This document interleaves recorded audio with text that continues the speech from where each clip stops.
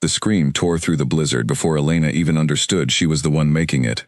Her boots sank into snow up to her knees, and her arms burned from carrying something wrapped tight against her chest. She did not know why she was running, or from whom, or where she was supposed to go. All she knew was fear, sharp and cold as the wind cutting through her coat. Then the dream shattered, and she was awake. Elena sat up in a narrow bed, gasping, her hands pressed against a blanket that suddenly felt too heavy. Pale morning light came through a small window, and the smell of antiseptic told her exactly where she was. The clinic. Her clinic, if she could even call it that. She had lived within these walls, on and off, for 3 years. Ever since the day a group of hikers found her lying in the snow near the tree line, half frozen, and completely unable to say her own name. The doctors called it a rare form of memory loss. They told her that her body had healed well, but her mind had built walls around whatever happened before that day. Walls so strong that even sleep could not always break through them. Most nights she slept in peace. But some nights, like this one, the walls cracked just enough to let terror slip through. She swung her legs over the side of the bed and pressed her palm against her chest, feeling her heart slow gradually. On the small table beside her, a thin silver chain caught the light. She picked it up, the same way she did every morning, and studied the broken pendant hanging from it. It was shaped like a wolf, though only half of it remained. The other half snapped away at some point she could not remember. She had never taken it off, not once in 3 years. Something about it made her feel like she was still holding on to a piece of herself, even if she could not say what that piece meant. A soft knock came at the door, and a nurse named Grace stepped inside, carrying a folder and a cup of tea. Grace had cared for Elena since the very beginning, and over the years, something like friendship had grown between them, quiet but steady. "Another one of those nights?" Grace asked gently, setting the tea down. Elena nodded, wrapping her fingers around the warm cup. "The same dream. Running in the snow, something in my arms.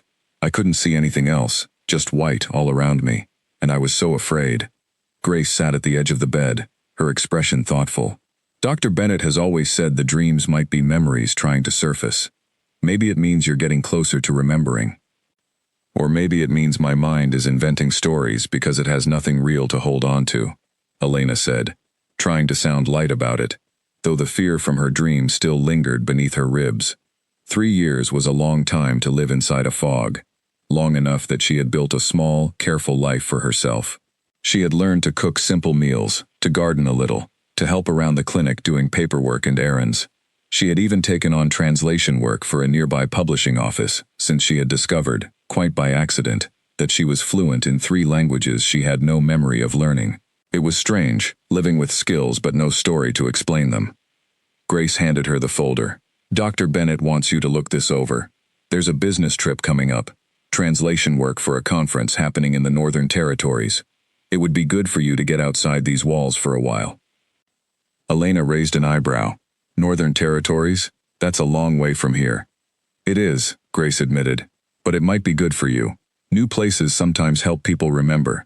And besides, you've been cooped up in this clinic far too long. It's time you saw a bit more of the world, even if you don't remember the rest of it." Elena chewed on her lip, turning the folder over in her hands. Something about the mention of the Northern Territories made her pulse quicken slightly, though she could not explain why. It was as if some invisible thread deep inside her had gone taut, pulling gently toward that unfamiliar place. "All right," she said finally. "I'll go." 3 days later, Elena stood at the edge of a grand hall, the invitation crumpled slightly in her gloved hand. The Northern Territories were unlike anything she had seen since waking from her old life. Tall pine forests blanketed in snow, mountains that seemed to touch the clouds, and a strange, electric feeling in the air that made the hair on her arms stand up every time the wind shifted. The conference was being held in a grand lodge that belonged to one of the region's most powerful families, a family whose name was spoken with a mixture of respect and quiet fear throughout the territory. She had been hired to translate documents for foreign investors attending the gathering, nothing more. She had no reason to expect anything unusual to happen. And yet, the moment she stepped into the hall, something shifted. It was subtle at first, just a prickling awareness at the back of her neck, the kind of feeling one gets when being watched.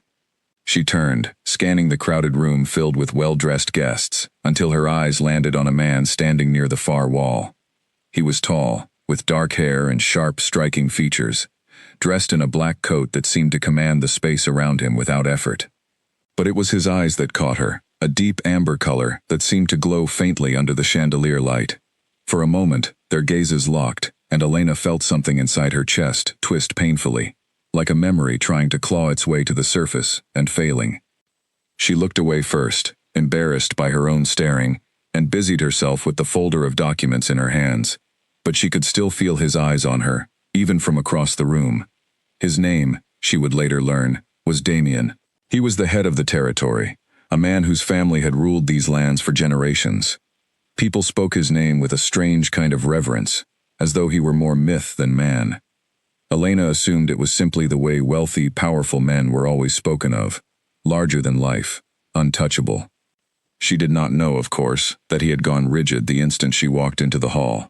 She did not know that beneath his calm exterior, something ancient and instinctive inside him had roared to life the moment her scent reached him, faint beneath years of change, but unmistakable all the same. She did not know that his hands had curled into fists at his sides, or that his heart had begun pounding so hard he feared everyone in the room could hear it. She only knew that when their eyes met again later that evening, across a crowded room full of unfamiliar faces, something about him felt less like a stranger, and more like a memory she had not yet found the words for. The conference lasted 3 days, and though Elena told herself she had no reason to notice him, she found her eyes drifting toward him again and again. He never approached her directly, though she often caught him watching from a distance, his expression unreadable but intense. On the second evening, as she stepped outside the lodge for fresh air, she found him standing near the edge of the frozen garden, staring up at the night sky, as though searching for something lost among the stars. "You're the translator," he said without turning, his voice low and steady, carrying easily across the quiet garden.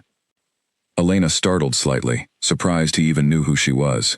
"Yes, Elena. I didn't realize we'd been introduced." "We haven't," he said simply, finally turning to face her. Up close, his eyes seemed even more striking, amber flecked with gold, framed by dark lashes. But word travels quickly in a small gathering like this. She offered a polite smile, unsure what else to say. There was something about him that unsettled her, not in a frightening way, but in a way that made her feel exposed, as though he could see something in her that she could not see in herself. "You have a curious look about you," he continued, studying her carefully, "like you're trying to remember something you've lost." Elena's breath caught.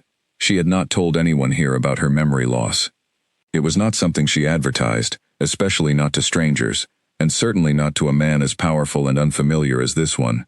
"That's an odd thing to say to someone you just met," she said carefully, trying to keep her voice light despite the unease pooling in her stomach. Something flickered across his face, regret perhaps, or longing, though it vanished as quickly as it appeared. "Forgive me. I didn't mean to overstep." An awkward silence stretched between them, filled only by the whisper of wind through the frozen trees. Elena wrapped her arms around herself, suddenly cold despite her heavy coat. "I should go back inside," she said finally, though some small, stubborn part of her did not want to. "Of course," Damien said, stepping aside to let her pass. But as she walked by him, his hand twitched at his side, as though he wanted to reach for her, and stopped himself just in time. She paused at the door, glancing back at him one last time. "It was nice meeting you, Damien." Something in his expression shifted at the sound of his name on her lips, something raw and aching, that he quickly masked behind a polite nod. "The pleasure was mine, Elena." She disappeared into the warmth of the lodge, leaving him standing alone in the frozen garden, staring after her with an expression of quiet devastation. He pressed a hand against his chest, feeling his heart pound painfully beneath his ribs, and closed his eyes against the storm of emotion threatening to overwhelm him. It could not be her. It should not be her. And yet every instinct in his body screamed otherwise.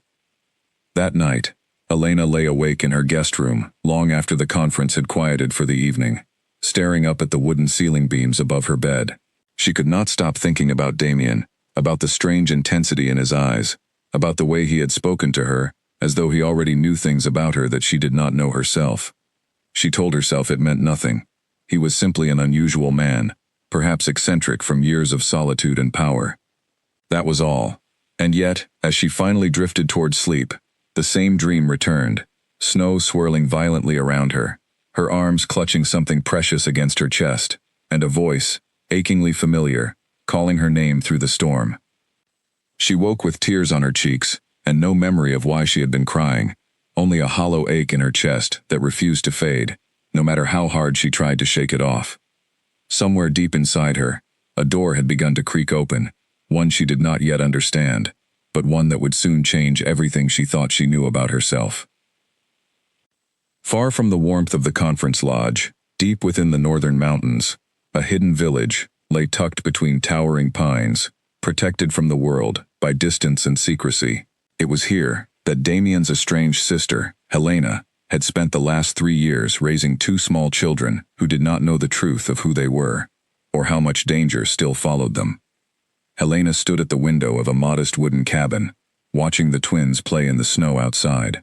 Kai, a bright-eyed boy with a mop of dark hair, chased his sister Luna through the drifts, both of them laughing as their small boots kicked up flurries of white powder.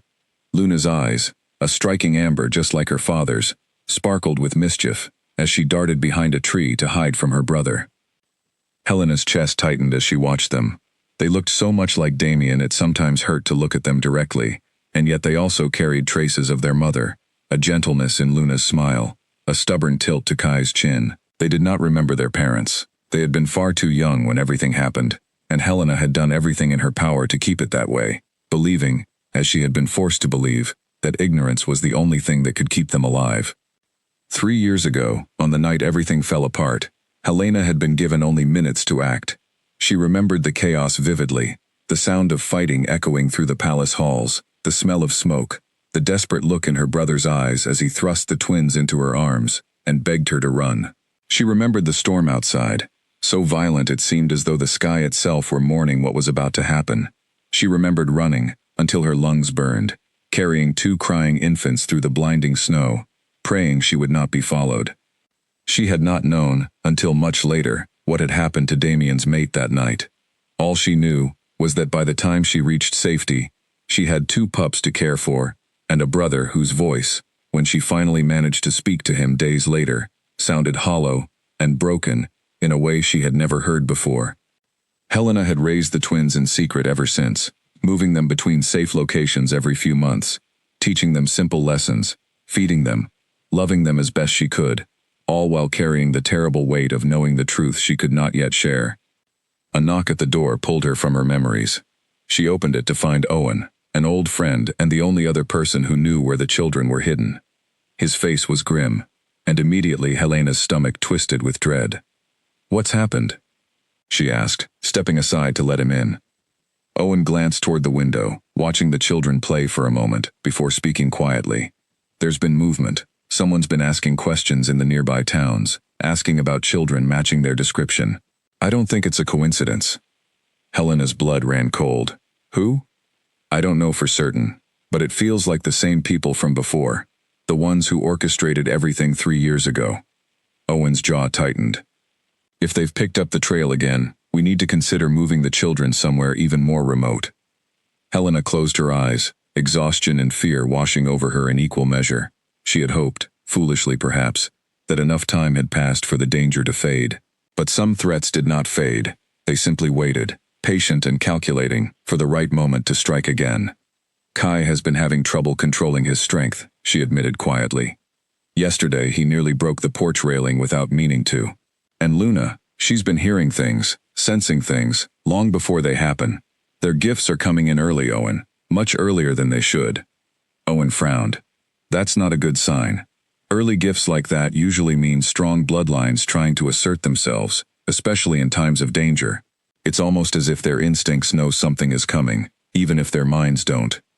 Helena glanced back out the window, watching Luna suddenly go still in the middle of the snowy yard, her small head tilting slightly, as though listening to something only she could hear. Kai stopped his chasing immediately, moving instinctively to stand beside his sister, his young face uncharacteristically serious for a boy his age. "They feel it too," Helena murmured. "Whatever's coming, they already feel it."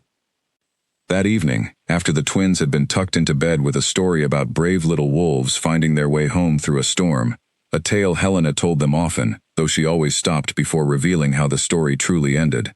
She sat by the fire with Owen, staring into the flames. "Have you told Damien?" Owen asked quietly. Helena shook her head. "Not yet. I don't want to worry him unless I'm certain. He's already carrying enough grief. If I tell him something might be wrong, and it turns out to be nothing, it will crush him all over again. And if it turns out to be something," Owen pressed gently. Helena's throat tightened. "Then I suppose we'll have no choice but to hope he's strong enough to survive it a second time." Meanwhile, back at the lodge, where the conference was still underway, Damien sat alone in his study, long after the other guests had retired for the night. A fire crackled in the hearth, casting flickering shadows across the room, but he barely noticed it. His mind was consumed entirely by thoughts of Elena, by the impossible, aching familiarity of her presence. He opened a drawer in his desk and withdrew an old photograph, worn soft at the edges from years of handling. In it, a woman with warm brown eyes and a bright, easy smile stood beside him, her hand resting protectively over the gentle curve of her stomach. Serafina, his mate, the woman he had loved with everything he had, and the woman he had lost in the cruelest possible way 3 years ago. He traced his thumb over her face in the photograph, his chest aching with a grief that had never truly faded, only dulled slightly with time. He had told himself, over and over, that she was gone, that there was no use holding on to false hope. And yet every instinct in his body had roared to life the moment Elena walked into that hall, insisting, with a certainty he could not ignore, that this woman was somehow connected to the mate he had lost. It made no logical sense. Serafina had died that night, or so he had been told by those who searched the wreckage of the attack. There had been no body to bury. The storm and the chaos had made recovery impossible, but the reports had been clear enough that he had eventually stopped searching, stopped hoping, and allowed himself to grieve properly, or as properly as a broken heart ever truly could. And yet, Elena's scent, her eyes, the particular way she tilted her head when she was thinking carefully about something. Small details, perhaps meaningless on their own, but together, they formed a pattern too precise to be coincidence. He set the photograph down and pressed his palms against his eyes, exhaling slowly. He could not afford to chase false hope. He had responsibilities, a pack depending on him, enemies who would exploit any sign of weakness or distraction, and yet he found himself unable to let go of the strange, impossible feeling that had taken root in his chest the moment Elena's eyes met his. A soft knock came at his study door, and his beta, Felix, stepped inside, his expression carefully neutral in the way it always was when he had something difficult to say. "You've been distracted since the translator arrived," Felix observed, taking a seat across from Damien's desk without waiting for an invitation. Damien did not bother denying it. "There's something about her, Felix, something I can't explain."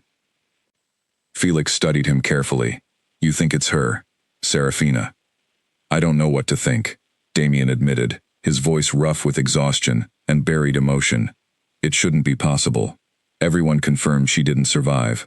But my instincts won't let it go, and you know as well as I do that instincts like mine don't simply lie." Felix was quiet for a long moment, weighing his words carefully before speaking. "Then perhaps it's worth looking into, quietly, before you allow yourself to hope too openly. If you're wrong, it could break you all over again, and if you're right, if I'm right," Damien said softly, staring into the fire, "then somewhere out there, our children might still be alive as well, and I have wasted 3 years believing otherwise."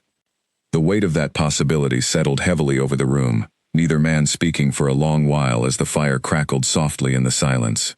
Outside, snow began to fall once more, drifting silently past the window, indifferent to the storm of hope and fear building quietly within the walls of the lodge. Damien rose from his desk and walked to the window, watching the snowflakes swirl in the darkness. Somewhere out in that vast, frozen wilderness, perhaps his family still existed, waiting to be found. And somewhere much closer, inside a woman who did not yet know her own name, an entire lost world waited quietly to be remembered. He would not rest until he understood the truth, no matter what it cost him. By the final day of the conference, Elena had convinced herself that her strange reaction to Damien was nothing more than exhaustion and imagination, working together to create a puzzle out of an ordinary man. She packed her documents carefully, preparing to return to the clinic and the quiet, careful life she had built for herself there. And yet, as she carried her bags toward the front entrance of the lodge, fate seemed determined to intervene one final time. A sudden gust of wind knocked a stack of papers from her arms, scattering them across the polished floor. She knelt quickly, gathering the pages before the cold draft from the open door could send them further, when a pair of hands appeared beside hers, helping collect the fallen documents. "You seem to attract chaos wherever you go," Damien said, a faint smile touching his lips as he handed her the last of the scattered papers. Elena laughed softly despite herself. "It appears so. Thank you." Their fingers brushed briefly as she took the papers from him, and the same strange electric jolt from their first meeting shot through her once again. She pulled her hand back quickly, unsettled by the intensity of the sensation. "You're leaving today," Damien said, though it was not really a question. "My work here is finished," Elena replied, straightening the papers in her arms. "I should return home." Something flickered across his expression. Disappointment, perhaps, though he masked it quickly. "Of course.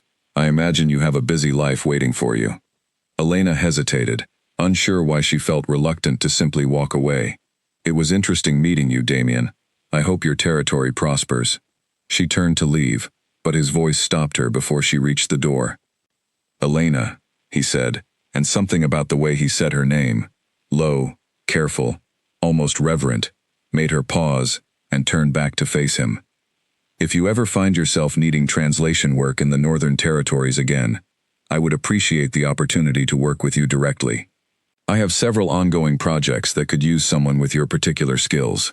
It was a reasonable, professional request, and yet the way his eyes held hers as he spoke made it feel like something far more significant was being asked of her. "I'll consider it," she said finally, offering a small smile before stepping out into the cold morning air. The journey back to the clinic felt longer than she remembered, her mind replaying the conversation with Damien again and again, despite her best efforts to focus on anything else. When she finally arrived home, Grace greeted her with a warm hug and an immediate barrage of questions about her trip, most of which Elena answered vaguely, unwilling to admit how thoroughly one particular man had occupied her thoughts throughout the journey. That night, exhausted from travel, Elena fell asleep almost immediately, and for the first time in months, her dreams shifted into something different. Instead of running through snow in terror, she found herself standing in a warm, sunlit room, laughing as strong arms wrapped around her waist from behind. She could not see the man's face clearly, but she felt safe, cherished, deeply loved, in a way that ached with familiarity, even in the depths of sleep. She woke gasping, her heart pounding, tears streaming down her face for reasons she could not explain. The dream had felt so real, so achingly close, that for a moment, she almost believed she could still feel the warmth of those arms around her. Over the following weeks, the dreams continued, shifting slowly from vague impressions into sharper, more vivid fragments. She saw flashes of a wedding ceremony beneath towering trees, guests dressed in elegant furs, her own hands trembling with joy, as she exchanged vows with a man whose face remained frustratingly obscured. She saw glimpses of a grand estate nestled among snow-covered mountains, rooms filled with warmth and laughter, and always, underlying every pleasant memory, a persistent sense of dread, as though she knew, even within the dream, that something terrible was coming. Alongside the dreams, strange physical changes began occurring as well. One afternoon, while helping Grace organize medical supplies, Elena's hand brushed against a small vial of medicine, and her skin immediately erupted into painful blisters, as though she had touched fire rather than glass. Grace rushed her to Dr. Bennett, who examined the reaction with obvious confusion. "This doesn't make sense," Dr. Bennett muttered, studying the angry red welts on Elena's palm. "This is a mild antiseptic, nothing that should cause a reaction like this in anyone." "It felt like it was burning me," Elena said, wincing as Grace applied a soothing salve to the wound. "The moment I touched it, it was like poison spreading through my hand." Dr. Bennett exchanged a concerned glance with Grace before turning back to Elena. "I want to run some additional tests. This isn't the first unusual symptom you've reported recently." and I think it's time we take a closer look at what might be happening within your body, not just your mind. The tests revealed nothing conclusive, at least nothing that made sense, according to normal medical understanding. Elena's senses had become unusually sharp, her hearing capable of detecting sounds from impossible distances, her sense of smell strong enough to identify subtle changes in weather, long before storms actually arrived. Her body healed from minor injuries far faster than it should, and certain substances, previously harmless, now caused violent reactions whenever she came into contact with them.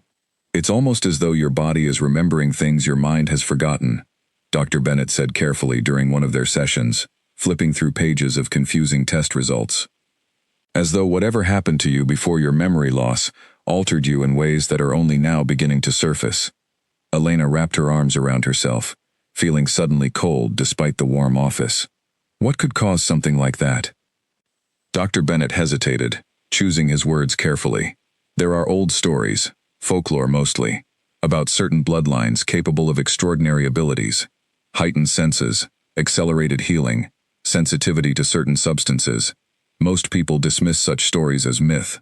But given your unique circumstances, I think it's worth considering that perhaps, before your memory loss, you were part of something the rest of us simply don't understand.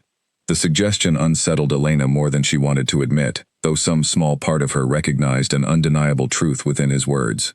The dreams, the reactions, the persistent feeling that her life before waking in the snow had been entirely different from anything she could currently imagine. All of it pointed toward a truth, far stranger than ordinary memory loss. That evening, unable to sleep, Elena found herself sitting by her window, staring out at the distant mountains, silhouetted against the night sky. Almost without thinking, she withdrew her phone and typed a message to the business contact Damien had provided before she left the conference, offering to discuss additional translation work.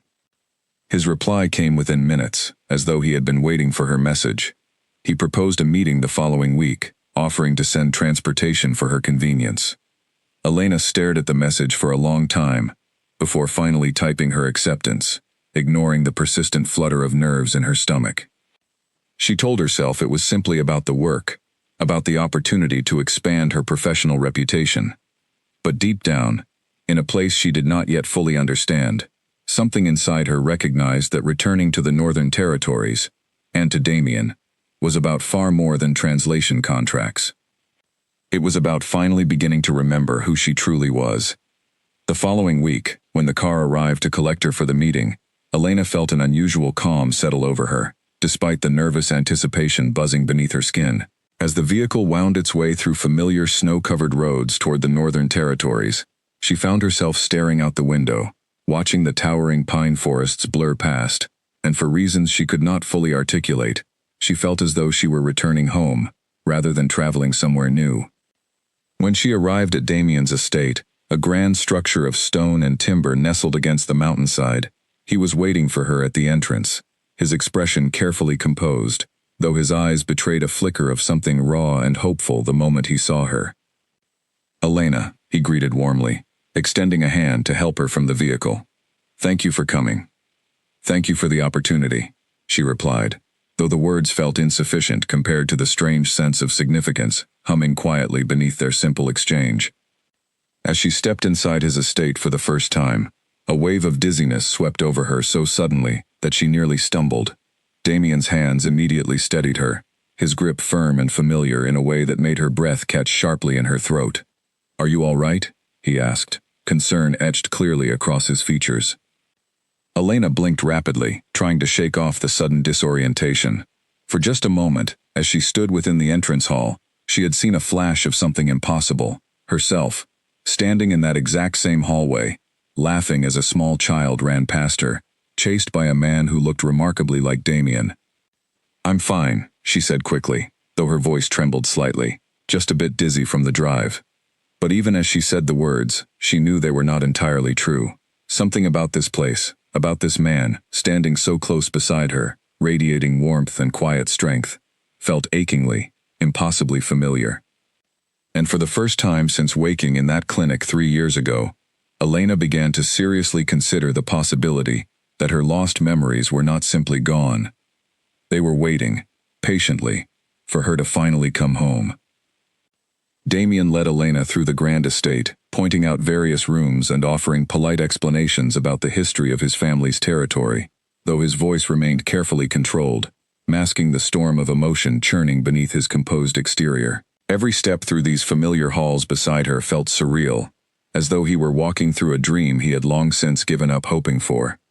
They settled into his study to review the translation documents, and for a while, their conversation remained purely professional, discussing contracts, terminology, and business partnerships.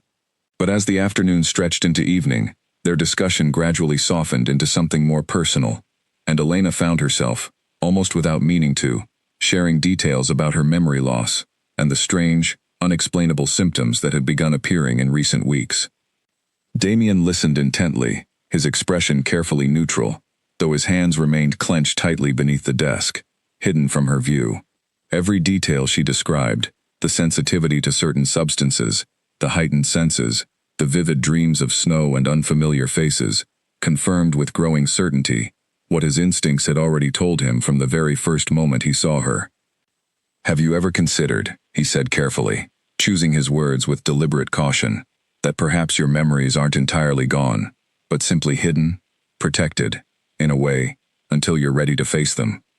Elena studied him curiously. "That's an unusual thing to suggest. Do you believe something specific happened to me?" Damien hesitated, torn between the desperate desire to tell her everything and the fear of overwhelming her with a truth she might not be ready to accept. "I believe," he said finally, "that sometimes our minds protect us from pain we're not yet strong enough to face, and I believe that when we finally are ready, those memories find their way back to us, one way or another." Elena studied him for a long moment, something unreadable flickering across her expression. "You speak as though you understand this from personal experience." "I've lost people too," Damien admitted quietly, his voice heavy with grief he rarely allowed himself to express openly. "I understand what it means to carry pain you can't fully explain to others." Their conversation was interrupted by a soft knock at the study door, and Felix stepped inside, his expression tense in a way that immediately caught Damien's attention. "Forgive the interruption," Felix said carefully, glancing briefly at Elena before returning his gaze to Damien. "There's a matter requiring your immediate attention." Damien excused himself politely, promising to return shortly, and followed Felix into the hallway, closing the study door behind him. "What is it?" Damien asked, his earlier calm evaporating instantly. Felix's expression remained grim. "Word has reached us from Helena. There's been movement near the hidden village, people asking questions about children matching certain descriptions. She believes the danger from 3 years ago may be resurfacing." Damien's blood ran cold. "The children are safe?" "For now," Felix confirmed. "But Helena believes it's only a matter of time before whoever is searching finds their location. She's requesting guidance on whether to move them again." Damien closed his eyes, pressing his fingers against his temples as the weight of responsibility settled heavily across his shoulders. Just as he had begun allowing himself the fragile hope that Elena might somehow be connected to his lost mate, the shadow of the past was rising once again, to threaten everything he still held dear. "Tell Helena to prepare for immediate relocation," he instructed firmly. "I don't want to take unnecessary risks, not now." Felix nodded, though his expression remained troubled. "There's something else you should know. The witch, Clara, the one rumored to specialize in memory restoration, she's resurfaced. Apparently she's been residing in a village not far from here for the past several months." Damien's eyes widened slightly, understanding immediately the implication behind Felix's words. If Elena truly was his lost mate, hidden beneath years of amnesia, perhaps Clara possessed the knowledge necessary to safely restore what had been taken from her. "Arrange a meeting," Damien said firmly, discreetly. "I need to understand what possibilities exist before I say anything further to Elena." Felix nodded and turned to leave, but paused briefly at the doorway. "Are you certain about this, Damien? If you're wrong, and this woman isn't who you believe her to be, pursuing this path could cause unnecessary harm, both to her and to yourself." Damien's jaw tightened with quiet determination. "And if I'm right, and I do nothing, I risk losing her all over again, simply because I was too afraid to try." He straightened, resolve settling firmly across his features. "I have to know the truth, Felix, regardless of the outcome." When Damien returned to the study, Elena was standing near the window, staring out at the darkening sky, her arms wrapped loosely around herself. She turned as he entered, offering a small, curious smile. "Is everything all right?" she asked. "Just business matters requiring attention," Damien replied smoothly, though his mind remained consumed by the conversation with Felix. "I apologize for the interruption." "It's getting late," Elena said, glancing toward the darkened windows. "I should probably arrange transportation back to the clinic." "Stay," Damien said, the words slipping out before he could fully consider it. At her surprised expression, he continued more carefully. "The roads become dangerous after dark this time of year, especially with the recent snowfall. I have guest quarters available, and it would be no trouble at all to have you comfortably settled for the evening." Elena hesitated, torn between practical caution and an inexplicable reluctance to leave. Finally she nodded. "All right. Thank you for your hospitality." Later that evening, after Elena had retired to her guest quarters, Damien stood alone on the balcony outside his private chambers, staring out at the snow-covered mountains, stretching endlessly beneath the moonlight. Somewhere out there, his children remained hidden, their safety once again uncertain. And somewhere much closer, within the walls of his own estate, the woman who might very well be his lost mate, slept peacefully, unaware of the truth that could shatter her entire understanding of herself. He pressed his palms against the cold stone railing, exhaling slowly into the frigid night air. For 3 years, he had convinced himself that hope was a dangerous indulgence, that allowing himself to believe in impossible outcomes only invited deeper devastation when reality inevitably disappointed him. And yet here he stood, hope blooming fiercely within his chest, despite every rational argument against it. Meanwhile, in her guest quarters, Elena lay awake, unable to settle, despite the exhaustion weighing heavily upon her. The estate felt strangely comforting around her, familiar in ways she could not logically explain. She rose from bed and wandered quietly toward the window, watching snowflakes drift lazily past the glass, illuminated softly by moonlight.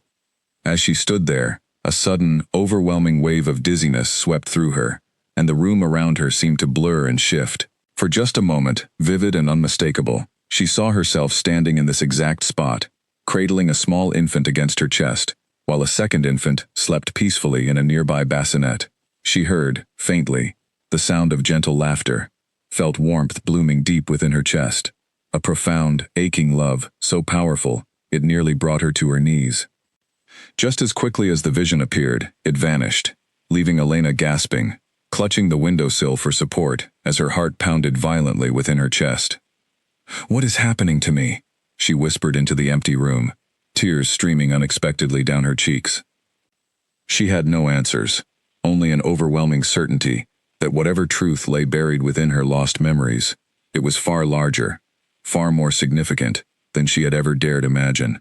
And somehow, impossibly, she felt certain that the truth was connected directly to the man sleeping just down the hallway, a man whose very presence stirred emotions within her she could not yet fully understand.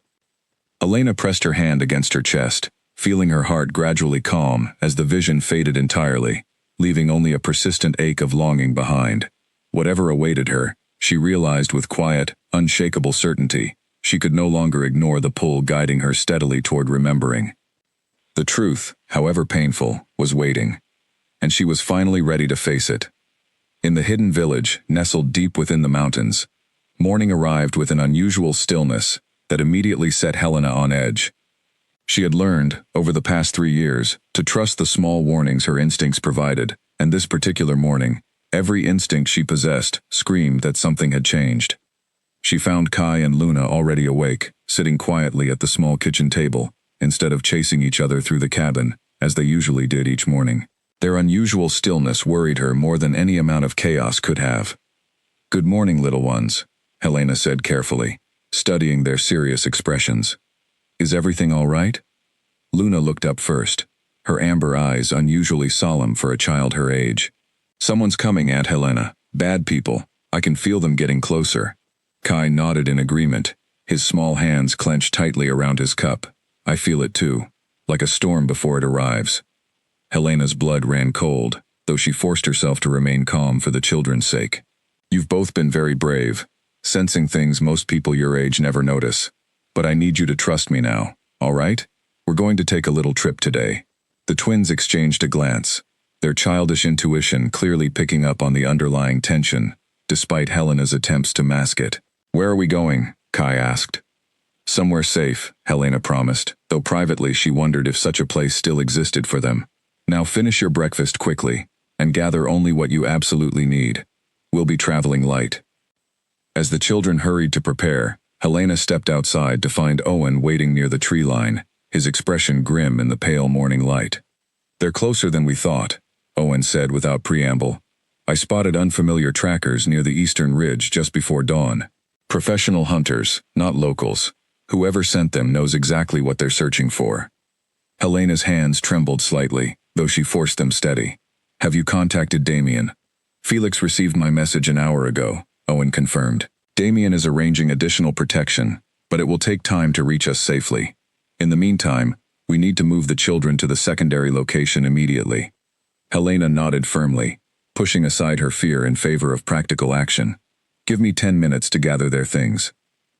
Within the hour, Helena and Owen had bundled the twins into warm winter clothing and begun the difficult trek toward the secondary hideout, a small cave system nestled deeper within the mountain range, accessible only through narrow, treacherous paths that most trackers would struggle to navigate quickly. The journey proved exhausting, particularly for children as young as Kai and Luna, but both twins remained remarkably resilient, trudging through the snow without complaint despite their obvious fatigue. Occasionally, Luna would pause, her small head tilting as though listening intently to something in the distance, before urging the group to hurry or slow down, her instincts proving eerily accurate each time. "She's gifted," Owen murmured to Helena during a brief rest, watching Luna's behavior with quiet fascination. "Her senses are developing far beyond what's typical for her age." "Both of them are," Helena replied softly, watching Kai carefully help his sister over a fallen log, his young face set with fierce protective determination. Damien's bloodline runs strong within them, stronger perhaps than even he realizes.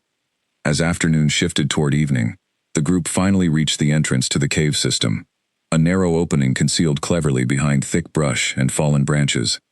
Owen quickly built a small fire within the cave's interior, providing warmth against the increasingly bitter cold outside. "We'll remain here until Damien's reinforcements arrive," Helena announced, wrapping thick blankets around the shivering twins. It shouldn't be long now. But as darkness fell completely across the mountainside, the sound of distant voices carried faintly on the wind, causing every member of their small group to freeze in place, listening intently. "They're close," Luna whispered, her small voice trembling with fear that mirrored the growing tension among the adults. Owen moved swiftly to the cave entrance, peering cautiously through the concealing brush toward the sound of approaching voices. His expression grew increasingly troubled as he studied the distant figures moving steadily closer through the darkened forest. "There are at least 6 of them," he reported quietly upon returning. "Armed, methodical, clearly experienced trackers. They're moving directly toward our location." Helena's heart pounded fiercely as she gathered the twins closer, shielding them instinctively with her own body. "Can we move again before they arrive?" Owen shook his head grimly. "Not without alerting them to our position immediately. Our best chance now is to remain hidden and hope reinforcements arrive before they discover the cave." The minutes that followed stretched agonizingly, each moment filled with tense, whispered prayers that rescue would arrive before danger found them. Kai wrapped his small arms tightly around Luna, both children trembling despite their attempts to remain brave, while Helena and Owen positioned themselves protectively near the cave entrance, prepared to defend the children with whatever means necessary. Just as the sound of approaching footsteps grew unbearably close, a sudden commotion erupted outside. Shouts of surprise followed swiftly by the sounds of fierce, controlled combat. Helena's breath caught sharply as she recognized the timbre of familiar voices among the chaos, reinforcements sent by Damien, arriving at the precise moment they were needed most. The confrontation outside lasted only minutes, though it felt like an eternity to those hiding fearfully within the cave. Eventually, silence fell once more across the mountainside, broken only by the sound of a familiar voice calling out reassurances. "Helena, it's Felix. You're safe now." Relief flooded through Helena so powerfully her knees nearly buckled beneath her. She quickly gathered the twins, guiding them carefully out of the cave to where Felix and several other pack members stood waiting, their expressions tense but relieved. "Are the children unharmed?" Felix asked immediately, his gaze sweeping protectively over Kai and Luna. "They're fine," Helena confirmed, exhaling shakily. "Frightened but unharmed. Thank goodness you arrived when you did." Felix nodded grimly. "We managed to capture 2 of the trackers alive. Damien will want to question them personally regarding who exactly sent them, and why they've resumed their search after all this time." As the group made their way back toward safety, Kai tugged gently at Helena's sleeve, his young face troubled. "Aunt Helena, why do bad people keep looking for us? What did we do wrong?" Helena knelt down carefully, cupping his small face gently between her hands. "You didn't do anything wrong, sweetheart. Sometimes, powerful people fear things they don't understand, and unfortunately, you and your sister were born with gifts that frighten certain individuals. But I promise you, we will always do everything possible to keep you safe, no matter what." Luna, walking quietly beside them, suddenly paused, her small brow furrowing thoughtfully. "Aunt Helena, is our mommy really gone forever? Sometimes, when I close my eyes, I feel like she's still out there somewhere, waiting for us." Helena's breath caught sharply at the innocent yet profoundly perceptive question. She had always been vague regarding the twins' mother, uncertain herself of the full truth surrounding Serafina's fate that fateful night. She had never wanted to offer false hope, yet something about Luna's words, spoken with such quiet certainty, struck her deeply. "I don't know for certain, little one," Helena admitted softly, unwilling to lie outright to the perceptive child. "But if your heart tells you she's still out there, perhaps we shouldn't give up hope just yet." Luna nodded solemnly, seemingly satisfied by the honest answer, before slipping her small hand trustingly into Helena's own, as they continued their careful journey back toward safety. As they walked, Helena found herself wondering, not for the first time, whether fate had truly finished writing the story of their small, fractured family, or whether, somewhere out there, destiny was quietly working to reunite them all once again. News of the failed attempt to capture the twins reached Damien within hours, delivered personally by Felix, who arrived breathless and grim-faced at the estate late that same night. Damien listened with mounting fury and relief intertwined, as Felix recounted the events. Relief that Kai and Luna remained safe. Fury that the danger from 3 years ago had clearly resurfaced with renewed determination. "The captured trackers," Damien said tightly, pacing the length of his study. "What have they revealed?" "Very little so far," Felix admitted. "They claim to be simple mercenaries, hired anonymously through intermediaries. However, one detail stood out during questioning. The description they were given of the children matched details that only someone with direct knowledge of that night 3 years ago could possibly know." Damien's jaw clenched tightly, meaning whoever orchestrated the original attack is still involved, still determined to finish what they started. "It would appear so," Felix confirmed grimly, "which raises troubling questions about how they managed to track the children's location after 3 years of successful concealment." Damien's mind raced through the implications, though his thoughts kept drifting, almost involuntarily, toward Elena, currently residing peacefully in his guest quarters, unaware of the danger swirling around her, unaware of her possible connection to the very children now being hunted. If Elena truly was Serafina, and if that connection had somehow become known to their enemies, perhaps her sudden reappearance had inadvertently reignited a threat previously believed extinguished. "I need to speak with the witch immediately," Damien said firmly. "If there's even a possibility that restoring Elena's memories could help protect our family, I can't afford to delay any further." Felix nodded, understanding the urgency behind Damien's request. "I've already arranged a meeting for tomorrow morning." Clara agreed to receive us discreetly at her cottage outside the village. "Good," Damien said, exhaling slowly, as he attempted to organize the chaos of thoughts and emotions swirling within him. "In the meantime, increase security around the estate immediately. If Elena truly is connected to this situation, I won't risk her safety through carelessness." As Felix departed to arrange additional security measures, Damien remained alone in his study, staring silently into the crackling fire. The weight of responsibility pressed heavily upon him, protecting his pack, his territory, his hidden children, and now, potentially, the woman who might very well be his lost mate, returned to him against all logical expectation. He rose eventually, and made his way quietly through the darkened halls of his estate, pausing outside Elena's guest quarters. Through the closed door, he could hear soft, restless movement, suggesting she too struggled to find peaceful sleep. He hesitated, torn between the desire to comfort her and the fear of revealing too much before he possessed concrete answers. Finally, resisting the urge to knock, Damien continued toward his own chambers, though sleep remained elusive throughout the remainder of the night, his mind consumed entirely by thoughts of tomorrow's meeting with Clara and the truths it might finally reveal.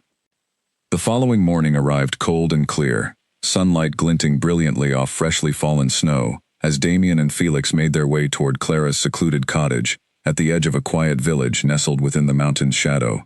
Elena remained unaware of their true destination, having been informed only that Damien needed to attend to important pack matters that morning. Clara's cottage appeared unassuming from the outside, modest and weathered, surrounded by carefully tended herb gardens now dormant beneath winter's frost. The witch herself greeted them at the door, an older woman, with sharp, knowing eyes and silver-streaked hair, pulled back into a practical braid. "Alpha Damien," Clara greeted respectfully, ushering them quickly inside, away from the biting cold. "It's been quite some time since our paths last crossed." "Thank you for agreeing to see us on such short notice," Damien replied, settling into a worn chair near the cottage's modest hearth. Clara studied him carefully, her sharp eyes missing nothing. "Felix mentioned this concerns a matter of considerable urgency. Something regarding lost memories, if I understood correctly."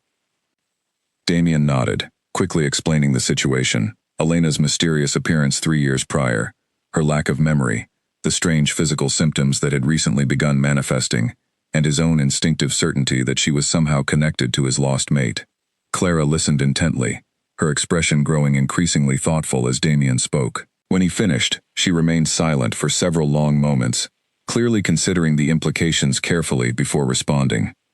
"What you're describing," she said finally, "sounds consistent with a particular type of memory suppression, one typically triggered by extreme trauma, combined with powerful protective magic.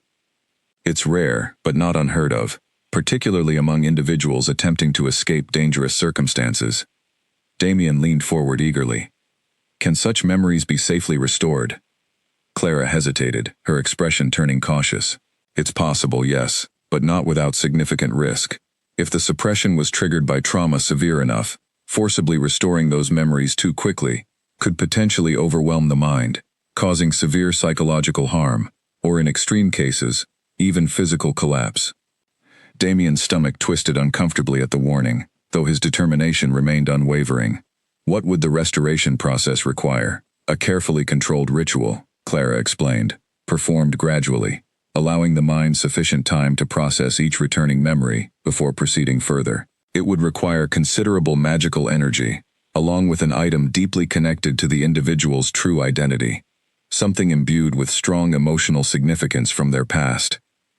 Damien immediately thought of the broken pendant Elena always wore, the one shaped like a wolf, matching precisely the royal seal of his own family's bloodline.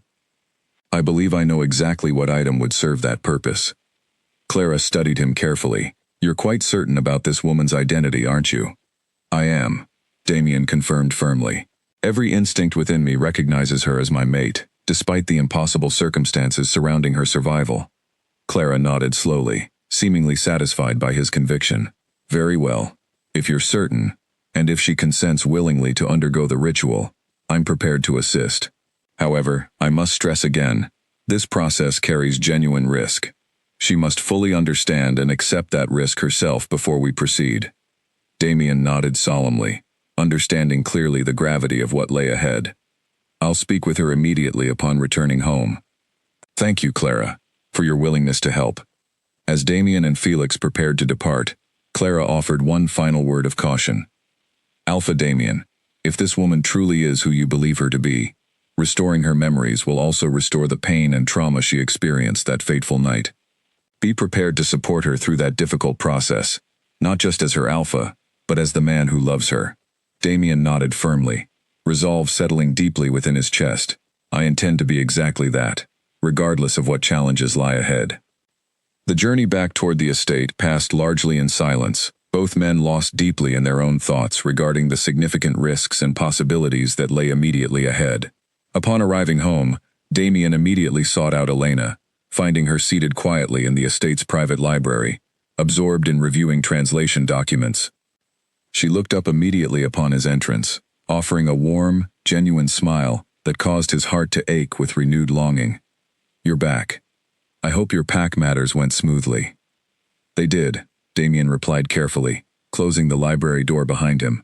"Elena, there's something important I need to discuss with you. Something that may significantly impact both our lives moving forward." Elena's expression grew curious, sensing immediately the seriousness underlying his tone. "You're worrying me, Damien. What's happened?" Damien took a steadying breath, gathering his courage, before finally speaking the truth he had carefully guarded since their very first meeting. "Elena, I believe I know why your memories were taken from you. And I believe, with your permission, there exists a way to safely bring them back."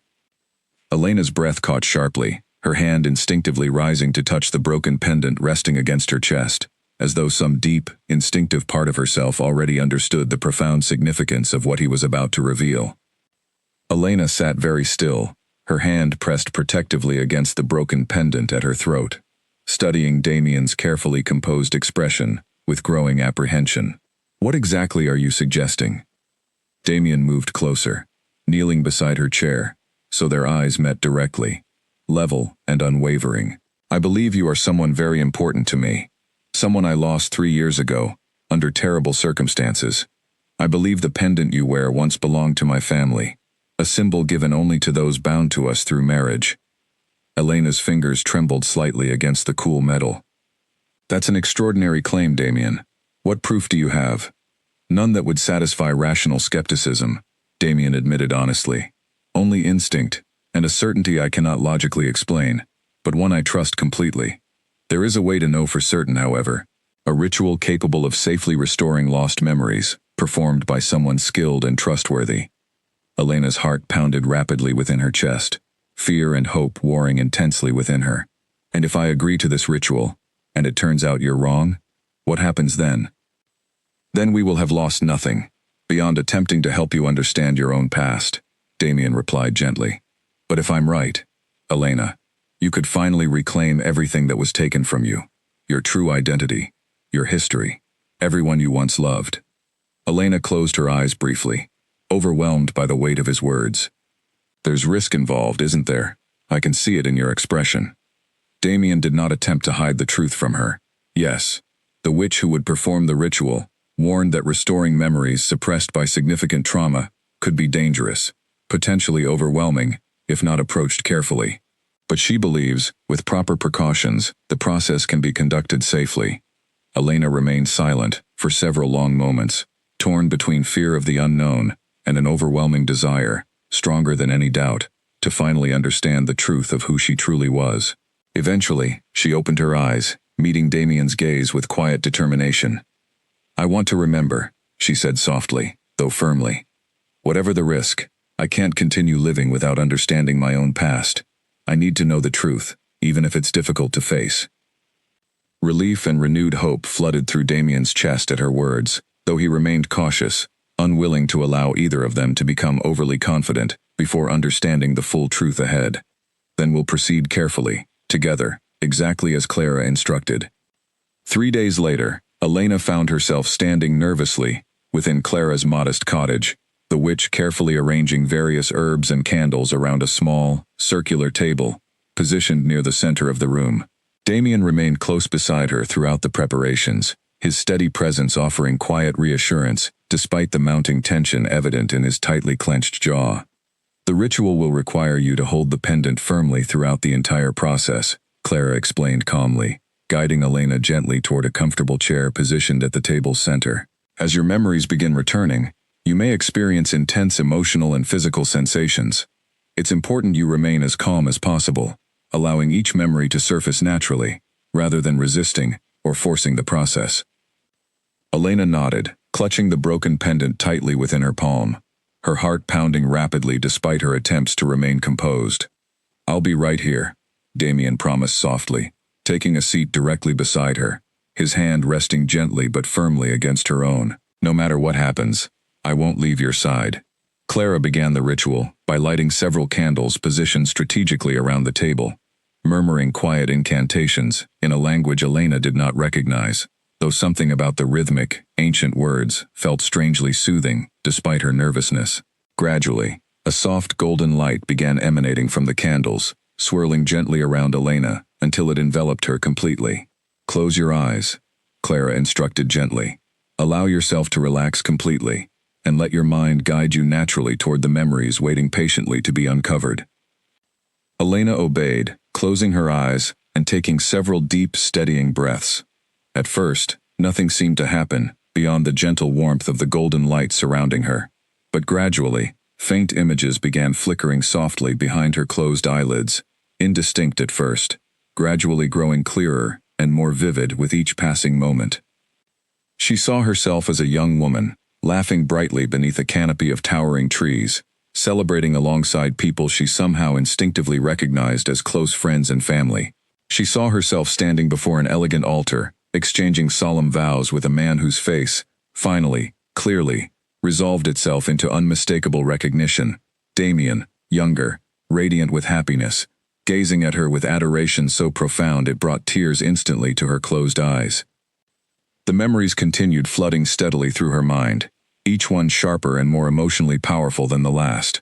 She saw herself pregnant, cradling her rounded stomach with gentle affection, Damien's hands resting protectively alongside her own. She saw the joyous chaos of childbirth, followed swiftly by overwhelming love as she held her newborn twins for the very first time, exhausted yet radiant with happiness. Elena gasped softly, tears streaming freely down her cheeks, as the beautiful memories continued unfolding vividly within her mind. But gradually, inevitably, the tone shifted, the warmth and joy giving way slowly to encroaching darkness and fear. She saw chaos erupting suddenly through the grand halls of her home, shouts of alarm, the clash of fierce combat, smoke thick and acrid filling the air around her. She felt overwhelming terror gripping her chest as Damien thrust their newborn twins urgently into Helena's arms, desperately instructing her to run, to protect their children at any cost. Elena's breathing grew ragged, her body trembling visibly, as the memories intensified, the fear and desperation from that terrible night becoming almost unbearably vivid. She felt herself running through blinding snow, her lungs burning fiercely from exertion, betrayal weighing heavily upon her heart, as she realized someone she had trusted deeply had orchestrated the vicious attack against her family. "Elena," Damien's voice called softly, achingly close, grounding her gently, amid the overwhelming chaos of returning memories. "You're safe now. I'm here." Elena clung desperately to the sound of his voice, using it as an anchor amid the storm of painful memories continuing to surface.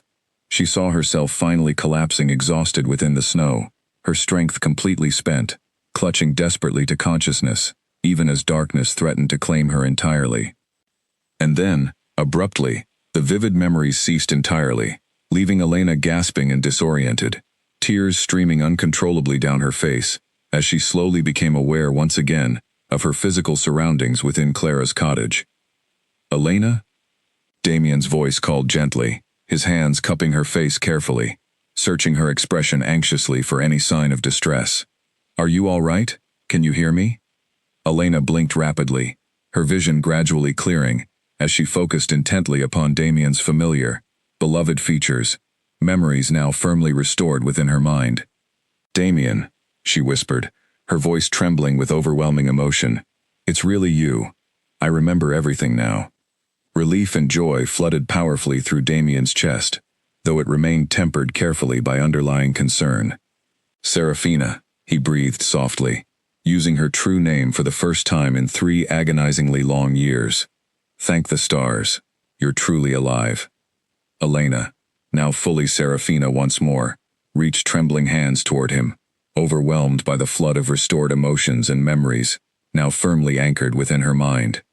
"Our children," she gasped urgently, suddenly remembering vividly the desperate moment she had been forced to relinquish her newborn twins into Helena's protective care.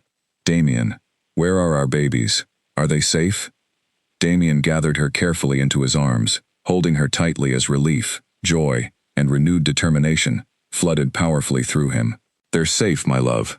Our children are alive, and very soon, you'll finally be reunited with them." Serafina wept freely against his chest, overwhelmed entirely by joy, relief, and lingering trauma from memories now fully restored. After 3 impossibly long years apart, she and Damien were finally, truly reunited once more.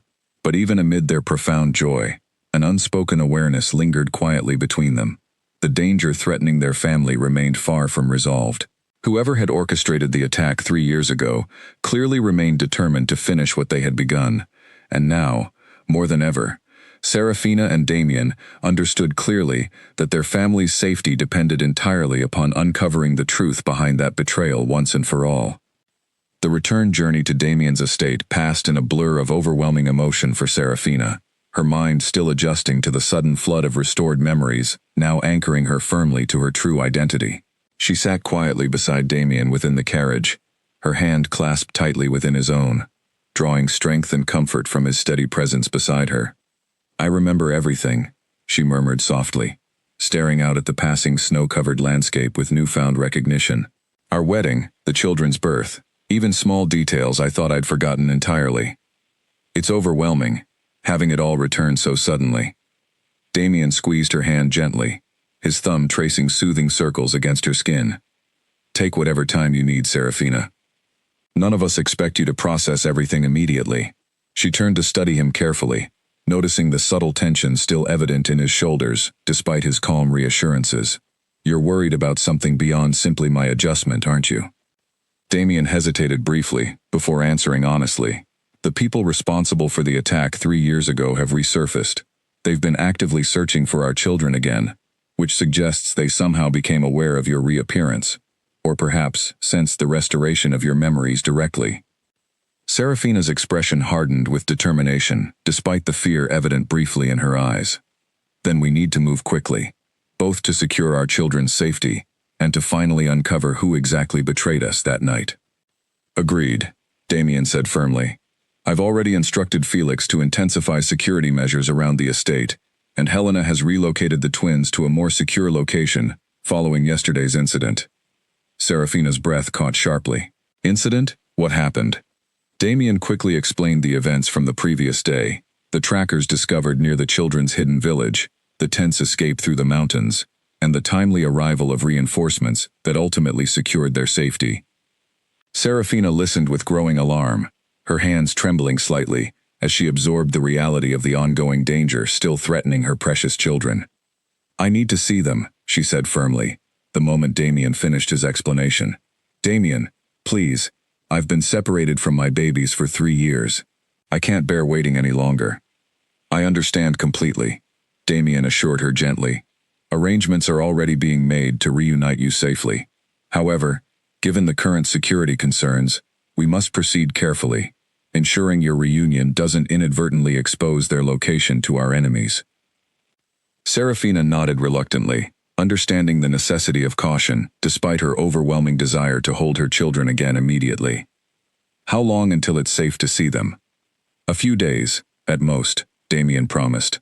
"Long enough to ensure proper security measures are firmly established." Upon arriving back at the estate, Felix greeted them immediately, his expression grave despite evident relief at witnessing Serafina's restored memories firsthand.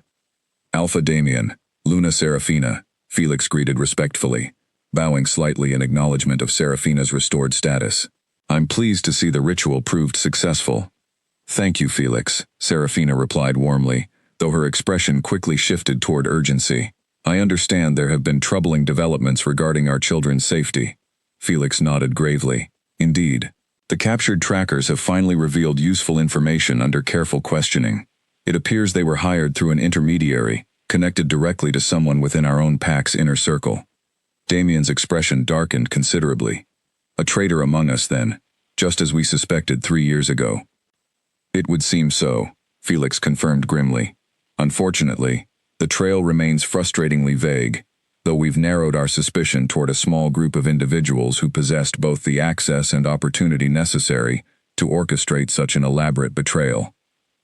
Serafina's mind raced through vague, fragmented memories from the night of the attack, searching desperately for any detail that might identify their betrayer. "I remember someone familiar being present that night, someone I trusted completely, yet their face remains frustratingly unclear in my memory.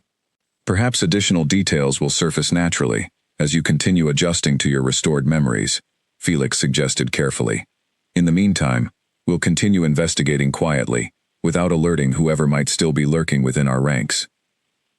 That evening, as Serafina attempted to rest within the familiar comfort of what had once been her own private chambers, fragmented images from the fateful night continued surfacing unexpectedly, though frustratingly incomplete.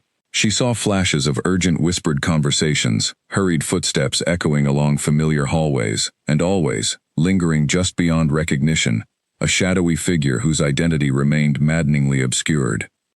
Frustrated and exhausted, she eventually gave up attempting to force the elusive memory further, instead allowing herself simply to rest, drawing comfort from Damien's steady presence beside her once again, after 3 achingly long years apart. The following days passed in a flurry of careful preparation, security measures intensified throughout the estate, and cautious plans established for Serafina's eventual reunion with her children. Despite the underlying tension surrounding ongoing security concerns, moments of genuine joy occasionally broke through, Damien and Serafina rediscovering the comfortable intimacy and connection they had once shared, now deepened further by their shared understanding of loss and resilience. On the 3rd evening following her memory restoration, Serafina experienced a sudden, vivid breakthrough while reviewing old estate records alongside Damien, searching diligently for any information that might help identify their betrayer. As she flipped through pages detailing household staff assignments from 3 years prior, a name suddenly leaped out at her, triggering an immediate, powerful surge of restored memory. "Victor," she gasped softly, her hand trembling as she pointed toward the name listed clearly among household security personnel. Damien. It was Victor. I remember now, clearly. He was present that night, and I distinctly recall overhearing him speaking urgently with unfamiliar voices just moments before the attack began.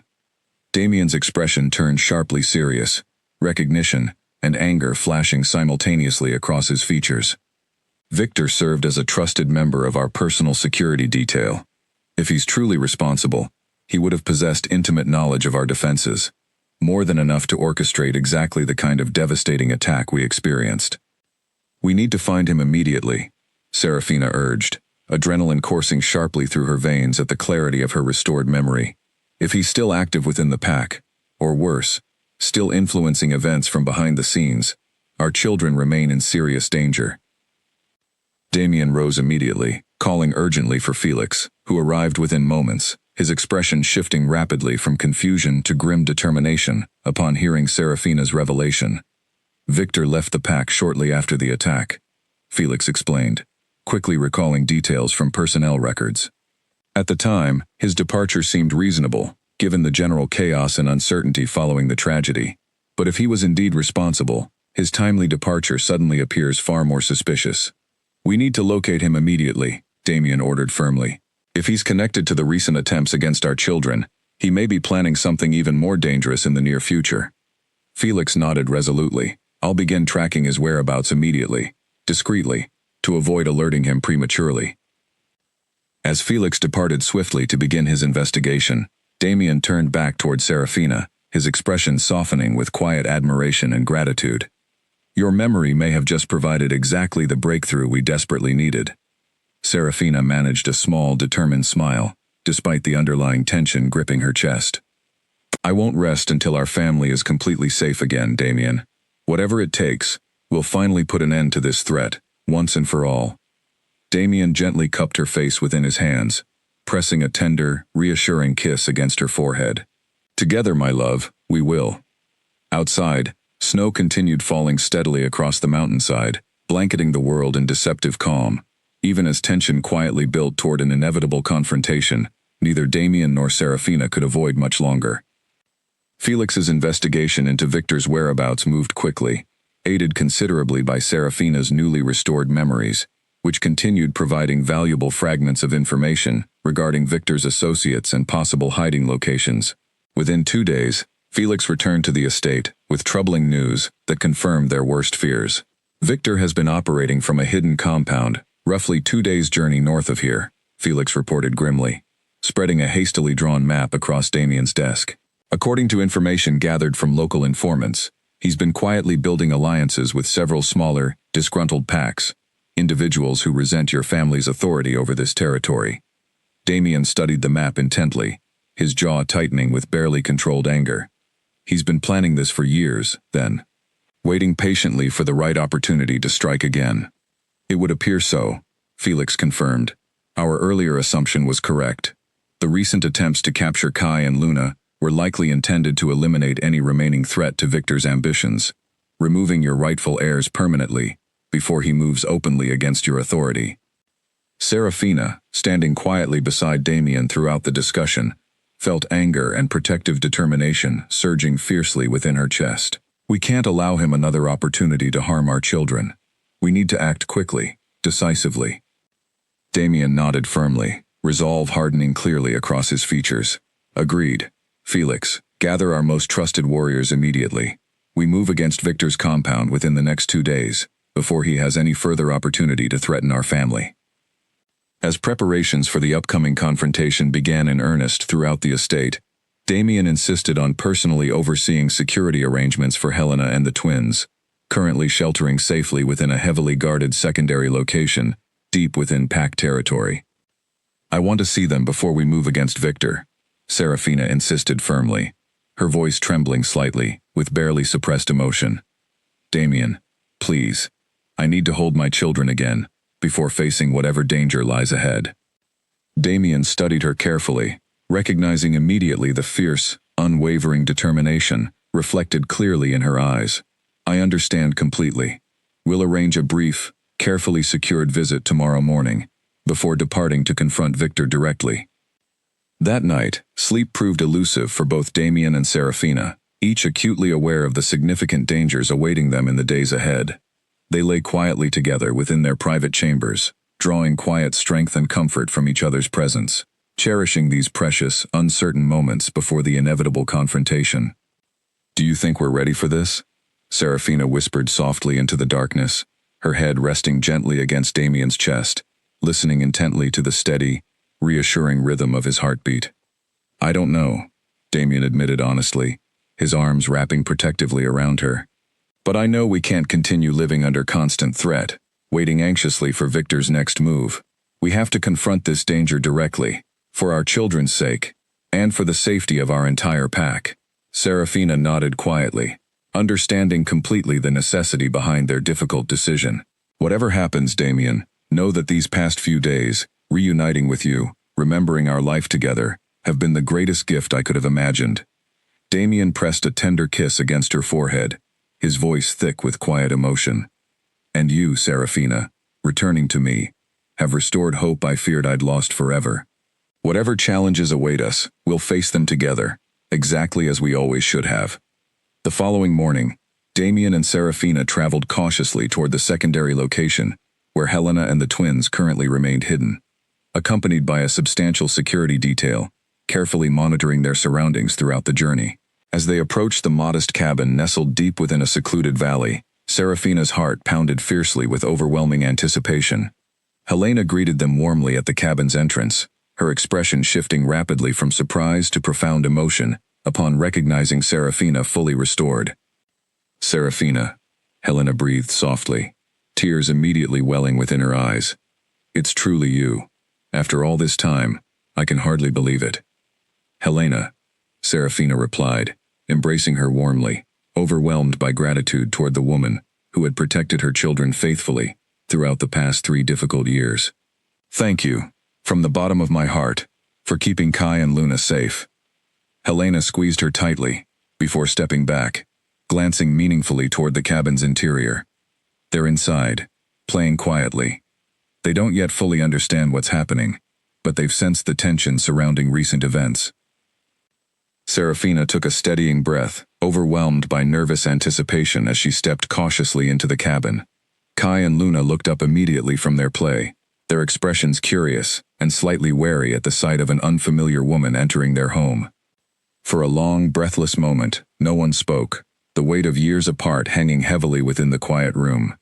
Then, slowly, Luna rose from her seat, her small amber eyes studying Serafina intently, as though recognizing something deeply familiar despite years of separation. "Mommy?" Luna whispered softly, her voice trembling uncertainly. Serafina's breath caught sharply, tears immediately spilling down her cheeks as she knelt carefully to meet her daughter's uncertain gaze. "Yes, sweetheart, it's me. I'm your mommy."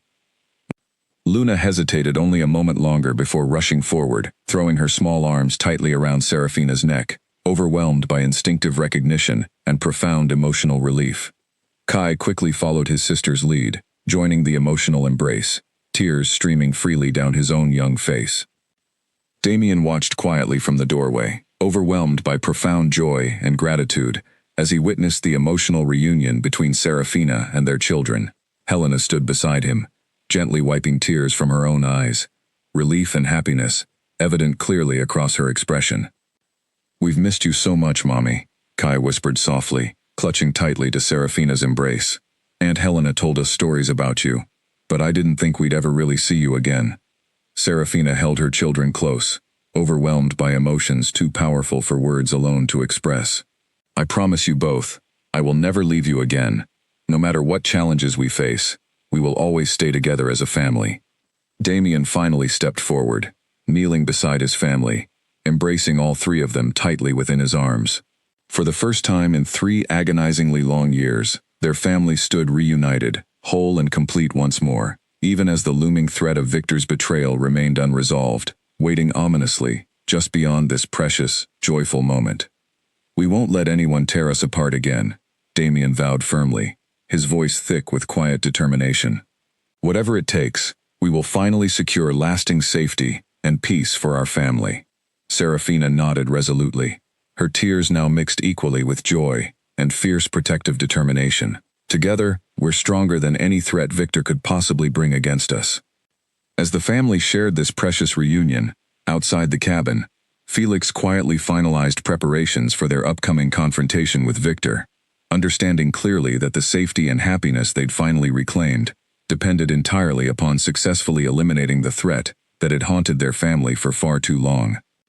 The following morning, their family's fragile peace would once again be tested, as Damien, Serafina, and their loyal allies prepared to face Victor directly, determined finally to end the darkness that had shadowed their lives for 3 devastating years.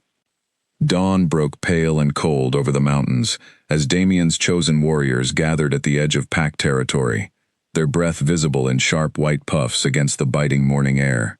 Serafina stood among them, dressed in warm traveling gear reinforced for protection, her expression set with fierce determination, despite the nervous energy humming beneath her calm exterior. "You don't have to come," Damien said quietly, studying her carefully as they made final preparations. "You've only just recovered your memories. No one would think less of you for remaining safely behind." "I'm not staying behind," Serafina replied firmly, meeting his gaze without hesitation. "Victor took 3 years of my life from me, and very nearly took our children as well.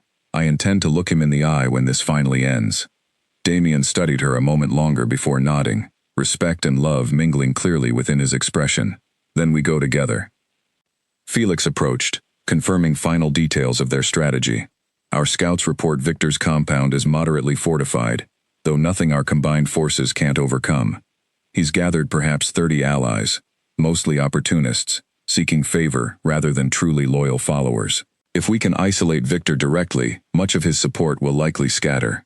Then that becomes our priority," Damien said firmly. "Locate Victor quickly, minimize unnecessary conflict, and bring this matter to a swift resolution." The journey toward Victor's hidden compound took the better part of 2 days, winding carefully through treacherous mountain passes designed specifically to avoid detection. As they finally approached their destination under cover of early evening shadows, tension thickened palpably among the assembled warriors, every instinct sharpened toward the confrontation awaiting them. Positioned carefully at the edge of the tree line overlooking Victor's compound, Damien studied the layout thoughtfully, noting guard positions and structural weaknesses with practiced precision. "There," he murmured, pointing toward a modest central building positioned prominently within the compound. "That's likely where Victor has established his command."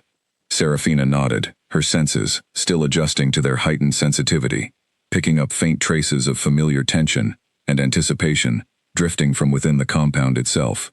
"He knows we're coming. I can feel it." "Then we shouldn't delay further," Damien decided, signaling quietly to Felix and the assembled warriors.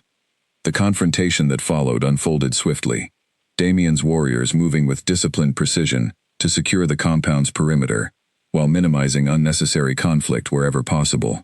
Just as Felix had predicted, many of Victor's opportunistic allies quickly abandoned their positions the moment organized resistance proved less advantageous than anticipated, fleeing swiftly into the surrounding forest rather than risk direct confrontation.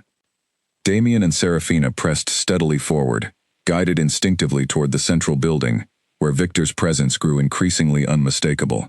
As they finally entered the modest structure, they found Victor waiting calmly, seated behind a simple wooden desk, his expression carrying an unsettling mixture of resignation and lingering defiance.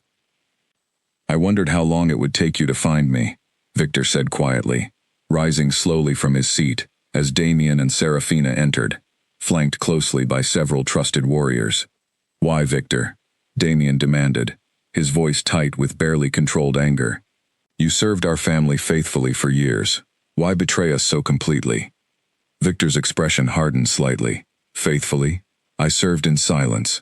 While lesser bloodlines received recognition and privilege I was continually denied. I saw an opportunity to reclaim what should rightfully have been mine, and I took it. By nearly destroying an entire family," Serafina interjected sharply, stepping forward despite Damien's protective instinct to shield her. "By hunting innocent children for years afterward?" Victor's gaze shifted toward Serafina, something briefly resembling genuine surprise flickering across his features. "You've regained your memories then. I'd heard rumors, though I hoped they were merely exaggeration." "You hoped wrong," Serafina replied coldly. "And now, whatever ambitions you once harbored, end here, permanently." Victor's shoulders slumped slightly, resignation finally overtaking his earlier defiance, as he recognized clearly the hopelessness of his position, surrounded entirely by Damien's superior forces. "Very well. I won't pretend further resistance serves any purpose." Damien studied him carefully, contempt evident clearly within his controlled expression. "You'll face judgment before the full Pack Council, Victor, answering completely for the betrayal and harm you've caused." Victor nodded slowly, offering no further resistance as Damien's warriors moved forward to formally detain him. As Victor was led away under heavy guard, Serafina finally allowed herself to exhale deeply, tension slowly releasing from her shoulders, as the confrontation concluded with considerably less violence than she had feared. "It's over," Damien said softly, turning to gather Serafina gently into his arms. "After 3 long years, it's finally, truly over." Serafina rested her head against his chest, overwhelming relief washing steadily through her. "We can finally return home, together, without fear hanging over our family any longer." The journey back toward the estate felt remarkably different from their earlier tense departure, relief and quiet joy replacing the anxious uncertainty that had previously accompanied their travel. Upon their return, news of Victor's capture spread quickly throughout the pack, bringing widespread relief and renewed confidence among their people. Several weeks later, following Victor's formal judgment before the full Pack Council, Damien and Serafina hosted a joyous celebration within the grand hall of their estate, marking not only the resolution of the lingering threat against their family, but also Serafina's official, joyful reintroduction as their rightful Luna Queen. Kai and Luna, now permanently reunited with their parents, ran happily through the decorated hall, their earlier caution and unease completely replaced by carefree laughter and joyful energy befitting children, finally free from the shadow of danger that had haunted their entire young lives. Helena watched proudly from a nearby table, joined comfortably by Felix and Owen, all three sharing quiet satisfaction at witnessing the family they had worked so hard to protect, finally thriving together, in well-earned happiness. Damien raised his glass eventually, calling for the attention of the assembled guests filling the grand hall. 3 years ago, our family faced devastating tragedy, betrayal, and profound loss. Yet through resilience, loyalty, and unwavering hope, we've reclaimed everything we feared lost forever. He turned, gazing warmly toward Serafina, who stood proudly beside him, their children now settled contentedly between them. Tonight, we celebrate not only the end of a painful chapter, but the joyful beginning of our family's new future together. The assembled guests cheered warmly, raising their own glasses in enthusiastic celebration. Serafina smiled brightly, overwhelmed by profound gratitude and happiness as she watched her family, finally whole and secure, surrounded by loyal friends and loved ones. Later that evening, as the celebration continued joyfully around them, Damien and Serafina stepped quietly onto the estate's balcony, watching peacefully as snow drifted gently beneath the moonlit sky. "We made it," Serafina whispered softly, leaning comfortably against Damien's side. "After everything we've faced, we finally have the peaceful future we always dreamed of." Damien wrapped his arms warmly around her, pressing a tender kiss against her temple. "And we'll cherish every single moment of it, together, for the rest of our lives." Inside, Kai and Luna's joyful laughter echoed warmly throughout the grand hall, a clear, hopeful symbol of the bright future now awaiting their reunited family, finally free from the darkness of the past, and firmly embracing the happiness they had fought so hard, and for so long, to reclaim.